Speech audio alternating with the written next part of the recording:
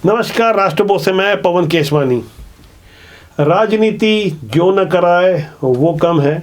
छत्तीसगढ़ के सीएम भूपेश बघेल ने आदि पुरुष को लेकर जो बयान दिया, जिस तरह की आपत्ति प्रकट की, ये फिल्म भगवान श्री राम के लिए कैसे अमर्यादित है, कितनी अपमानजनक भाषा का प्रयोग किया गया, इन सारी बातों को कांग्रेस की ओर से सीएम भूपेश बघेल ने जब कहा तो उसे मेन स्ट्रीम की मीडिया ने सुर्खियां बनाया। कांग्रेस के सीएम थे, इसलिए चर्चा भी ज़्यादा हुई। दरअसल छत्तीसगढ़ में कुछ ऐसी ही राजनीति देखने को आ रही है जिसकी उम्मीद पहले कभी किसी राजनीतिक पंडित को नहीं थी। यहाँ गाय, गोबर, राम और रामायण महोत्सव के अलावा अब जिस तरह की राजनीति हो रही है, खुलकर धार्मिक मंचों पर कहा जा रहा है कांग्रेस के विधायक के द्वारा भारत हिंदू राष्ट्र बनना चाहिए। शंकराचार्य स्वामी निश्चलानंद के मंच पर कांग्रेस की विधायक अनीता योगेंद्र शर्मा ने जो कुछ कहा, डंके की चोट पर कहा, खुलकर कहा। स्वामी निश्चलानंद सरस्वती तो साफ तौर पर कह रहे थे कि ईसाइयों को हिंदू बन जाना चाहिए और भारत हिंदू राष्ट्र बनकर रहेगा। इसके अलावा कांग्रेस की विधायक के मुखारबिन से भी ये बातें निकली। दरअसल कांग्रेस विधायक अनीता योगेंद्र शर्मा ने यह सब अचानक ही नहीं कहा, बल्कि सोच समझ के कहा। जैसे सीएम भूपेश बघेल खुलकर सनातन और हिंदुत्व की बात कर रहे हैं। भगवान श्री राम के नाम पर छत्तीसगढ़ में अब जिस तरह से राजनीतिक बैटिंग की जा रही है, उसे भी आपको समझना होगा। फिलहाल छत्तीसगढ़ की धरती से निकली हिंदू राष्ट्र की इस आवाज को आप सुनिए। गरीबी पालते हैं राजनेता और लाभ उठाने देते हैं क्रिश्चियन तंत्र को। लेकिन क्रिश्चियनों सावधान, अगर आप सचमुच में ईसा मसीह जी के अनुयायी हैं तो मेरी बात को मानकर शीघ्र ही हिंदू हो जाइए।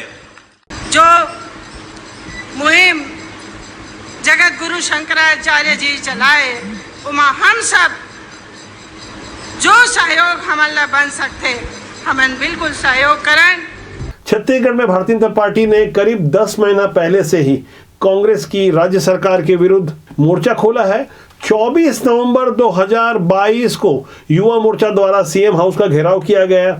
उसके बाद भी अनेक आयोजन हुए। 11 नवंबर को बिलासपुर से शराबबंदी के मुद्दे को लेकर भाजपा की महिला मोर्चा द्वारा मातारी हुंकार रैली निकाली गई। इसके बाद 15 मार्च को भारतीय जनता पार्टी द्वारा विभिन्न मुद्दों को लेकर विधानसभा घेराव की तैयारी की गई। उस सफल आयोजन के बाद अब 19 जून को युवा मोर्चा सीएम हाउस का 10 महीने के अंदर दूसरी बार घेराव करने जा रहा है। मामला सीजीपीएससी के मेरिट लिस्ट के घोटाले का है, जिसमें कड़े आक्षेप लगाए गए हैं, बहुत गहरी बातें कही गई है। युवाओं के साथ खिलवाड़ का जो आरोप लगाया गया है, उसे लेकर भारतीय जनता पार्टी ने 19 जून को एक बड़ी तैयारी की है। भारतीय जनता पार्टी के सभी सीनियर लोगों की ओर से विश्वास दिलाता है कि आपके साथ भाजपा की सरकार बनने के साथ कोई अन्याय नहीं होने दिया जाएगा। जो भी गलतियां हुई हैं उसकी पूरी जांच कराई जाएगी और पूरी तरह से पारदर्शी और स्वस्थ प्रतियोगी परीक्षा का वातावरण तैयार करके छत्तीसगढ़ के युवा भाई बहनों के साथ न्याय किया जाएगा। गौर करने वाली बात है कि बीते 10 महीनों में कांग्रेस की राज्य सरकार के द्वारा भारतीय जनता पार्टी के विरुद्ध वैसा प्रहार नहीं किया गया जैसा अप्रैल 2001 में उस समय की अजीत जोगी सरकार द्वारा लाठी प्रहार किया गया था। आंदोलन को कुचलने की कोशिश की गई थी। बदली हुई नई रणनीति के तहत अब न तो लाठियां चलती है, अब न तो ऐसे प्रहार होते हैं और न तो अब हिंदुत्व के मुद्दे पर घुमा फिरा के बातें होती है। कांग्रेस की ओर से अब खोलकर जिस तरह से भगवान श्री राम, बजरंगबली और तो और हिंदू राष्ट्र की बात भी कही जाती है कि यहाँ समझना होगा कि छत्तीसगढ़ में कांग्रेस की किस तरह से राजनीति हो रही है और भारतीय जनता पार्टी के पुराने छत्र जो फिलहाल घर में बैठे हैं या उन्हें बिठा दिया गया है, लगता है उन्हें मोदी और शाह की जोड़ी पर ही बहुत ज्यादा भरोसा है। 15 साल सत्ता में रहने के बाद एक डर भी है, न जाने कौन सा पेपर कब निकाल दिया जाए। जिस तरह से आरोप लग रहे हैं कि यहाँ बदलापुर की राजनीति हो रही है, राज्य सरकार केंद्र के विरुद्ध आरोप लगाती है कि केंद्रीय एजेंसियों का दुरुपयोग हो रहा है, जबकि भारतीय जनता पार्टी की ओर से राष्ट्रीय उपाध्यक्ष और 15 साल वाले मुख्यमंत्री डॉक्टर रमन सिंह एक नहीं कई बार बदलापुर की राजनीति का आरोप लगा चुके हैं। यहाँ गौर करना होगा कि 2003 में भारतीय जनता पार्टी जब पहली बार छत्तीसगढ़ में सत्ता में आई तब लगातार 15 साल रही। उसके पहले जिस तरह के संघर्ष किए गए, सड़क पर निकलकर लखीराम अग्रवाल जैसे बुजुर्ग नेता भी नारे लगाते थे, आग लगी आग, भाग जोगी भाग। तब रायपुर से बृजमोहन अग्रवाल, राजेश मूणा, संजय श्रीवास्तव जैसे अनेक युवा चेहरे मोर्चा संभाले हुए थे। कोरबा से बनवारी लाल अग्रवाल और दुर्ग से ताराचंद साहू जो उस वक्त प्रदेश भाजपा अध्यक्ष थे, बस्तर से तो बलीराम कश्यप अकेले ही मोर्चा संभाले थे। ऐसे ही छत्तीसगढ़ की तस्वीर थी जहां पुराने से लेके नए नेता सड़कों पर निकले हुए थे।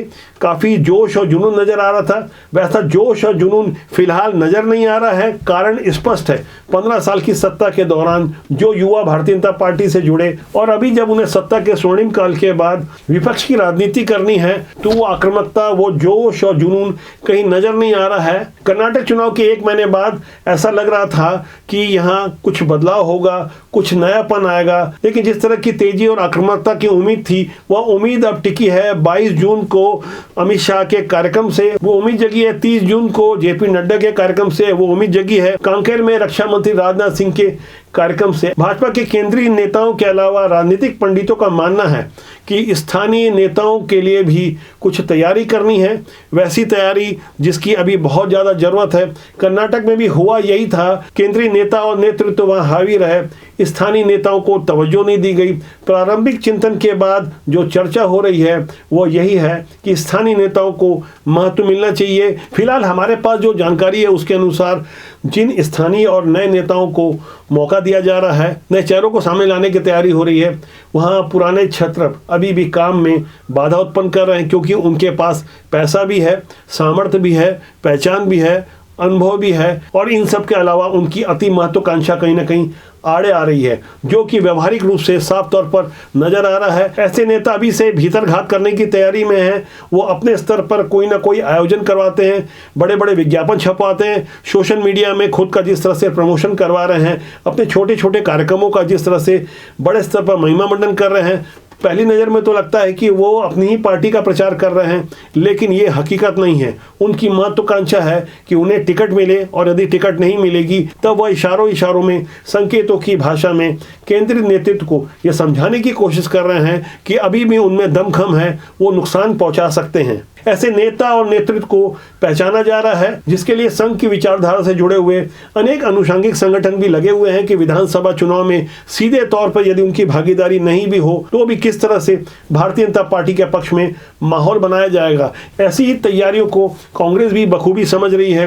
यही कारण है कि वीआईपी रोड के एक आलीशान होटल में कांग्रेस के प्रशिक्षण शिविर के दौरान भारतीय जनता पार्टी के अलावा आरएसएस के इतिहास को भी बताया गया, प्रशिक्षण देने की कोशिश की गई कि जब जनता के बीच जाएंगे तो आरएसएस के बारे में भी बताएंगे कि किस तरह से कांग्रेस को नुकसान पहुंचाने का काम हो रहा है। यह पहला मौका होगा कि जब विधानसभा में खुलकर आरएसएस के बारे में चर्चा होगी, क्योंकि अब धीरे धीरे जैसे तस्वीरें साफ हो रही है, यह स्पष्ट हो चुका है। भारतीय जनता पार्टी ने जैसे पहले ही तय किया है कि बिना किसी चेहरे के चुनाव लड़ा जाएगा, तब वह स्पष्ट हो चुका है कि यहाँ विचारधारा हावी रहेगी, जबकि कांग्रेस के पास जो चेहरा है भूपेश बघेल का, उनके नेतृत्व में ही चुनाव लड़ा जाएगा। फिलहाल आधिकारिक घोषणा नहीं होने के बावजूद सीएम भूपेश बघेल अपने द्वारा तय की गई रणनीति के अनुसार ही आगे बढ़ रहे हैं। इसके लिए कांग्रेस की ओर से फिलहाल कुछ बेहद चौंकाने वाली बड़ी घोषणाओं का मास्टर स्ट्रोक भी चला जा रहा है। हालांकि पुराने वाले घोषणा पत्र में शराबबंदी जैसे अनेक मामलों में कांग्रेस कहीं ना कहीं बैकफुट पर नजर आ रही है। अब तो सीएम भूपेश बघेल ने भी खोलकर कह दिया है कि शराबबंदी के मुद्दे पर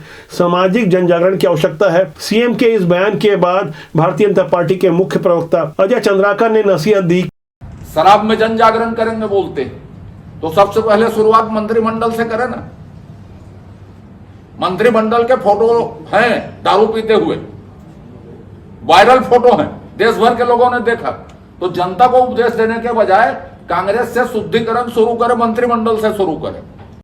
छत्तीसगढ़ में एक तरफ कांग्रेस कुछ बड़ी घोषणाओं की तैयारी कर रही है, वहीं केंद्रीय स्तर पर भारतीय जनता पार्टी के द्वारा समान नागरिक संहिता लाने की तैयारी चल रही है। इस कानून के लागू होने से जाहिर तौर पर पूरे देश भर में इसका व्यापक असर पड़ेगा। समान नागरिक संहिता भारतीय जनता पार्टी का कोर इशू है।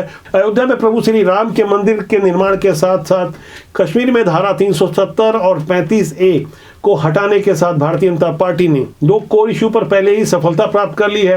अब जब तीसरे सबसे बड़े कोर इशू की बात आ रही है, तब इसका असर न केवल 2024 के लोकसभा चुनाव में बल्कि 23 में भी पड़ेगा, जहां जहां विधानसभा के चुनाव है। इससे जाहिर तौर पर हिंदू वोटों का ध्रुवीकरण तो होगा। और यहाँ सोचने वाली बात यह है कि समान नागरिक संहिता कानून लागू होने से सबसे ज्यादा फायदा यदि किसी को होगा तो मुस्लिम महिलाओं को होगा, क्योंकि इस कानून के लागू होने से समान रूप से लड़कियों की शादी की उम्र 21 साल निर्धारित हो जाएगी। शादी को रजिस्टर्ड करना होगा। मुस्लिम पति पत्नी को समान अधिकार मिल जाएंगे। मौजूदा समय में ट्रिपल तलाक का कानून हटने के बावजूद भी अभी भी मुस्लिम लॉ के हिसाब से 3 तरीके कायम हैं जो कि ट्रिपल तलाक की तरह ही काम करते हैं। इसके अलावा बहुविवाह पर रोक होगी, मुस्लिम महिलाएं गोद ले सकेगी, हलाला और इब्दत जैसे कानूनों की बाध्यता नहीं रहेगी। मुस्लिम महिलाओं को इतने सारे फायदे के अलावा जो सबसे बड़ा फायदा देश को होगा वह होगा कि जनसंख्या नियंत्रण कानून लागू करने में बहुत आसानी होगी। ऐसे ही तमाम बड़े मुद्दों का असर न केवल किसी विधानसभा, किसी लोकसभा,